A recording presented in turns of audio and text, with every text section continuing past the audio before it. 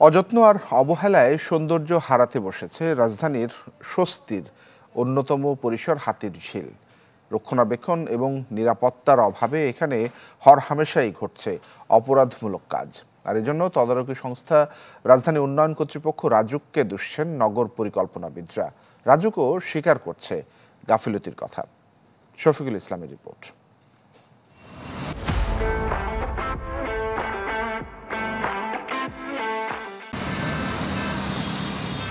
ঠাসবুনোটের শহরে ফুসফুস হয়ে জেগে থাকা হাতিরঝিল। বিশাল জলাশয় আর সবুজের আয়োজন ৩০২ একরের এই জায়গাটিকে করে তুলেছে ঢাকাবাসীর এক আকাঙ্ক্ষিত বিনোদন কেন্দ্র। কিন্তু হাতিরঝিলের সেই রং এখন ফিকে প্রায়। এক যুগ পার না হতেই অযত্ন অবহেলায় যেন নিঃশেষ হতে চলেছে ২,০০০ কোটি টাকায় নির্মিত প্রকল্পটি।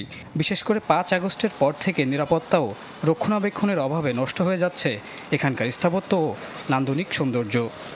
১০০ টাকা দেওয়া লাগবে ময়লালারে, এই ভয়ে তারা এই ময়লাটা রাত্রেবেলা চুপে চাপে অফিসে যাওয়ার পথে হাতে দিলে ফিক্কা ফালাই দেওয়া যায়।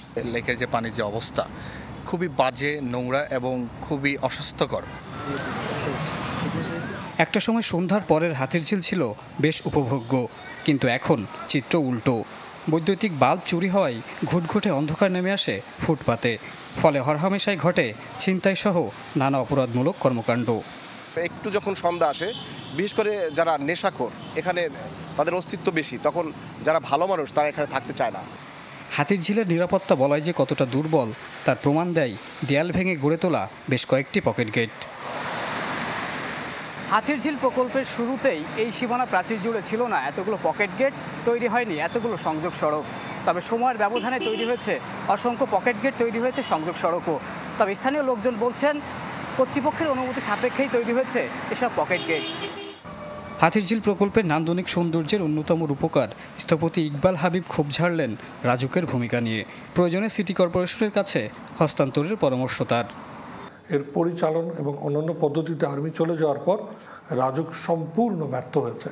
যদি রাজুক এটা না পারে, সিটি কর্পোরেশনের মতো যে সংস্থা রয়েছে, যাদের এই সক্ষমতা রয়েছে, তার ঝাড়ুদার রয়েছে, তার সিকিউরিটি রয়েছে, তার মেনটেন্যান্স করার মতো লোক রয়েছে, ট্রাফিক করার মতো লোক রয়েছে, তাদের হাতে দিয়ে দেওয়া উচিত।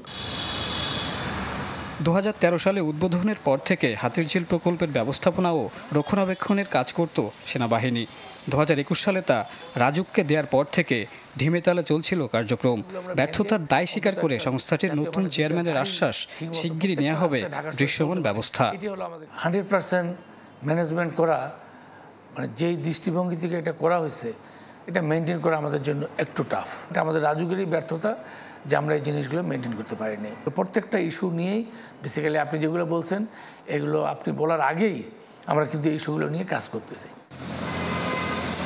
নগরবাসীর প্রত্যাশা শুধু সাময়িক সমাধান নয়, হাতিরঝিলের টেকসই ব্যবস্থাপনায় নিতে হবে দীর্ঘমেয়াদী পরিকল্পনা।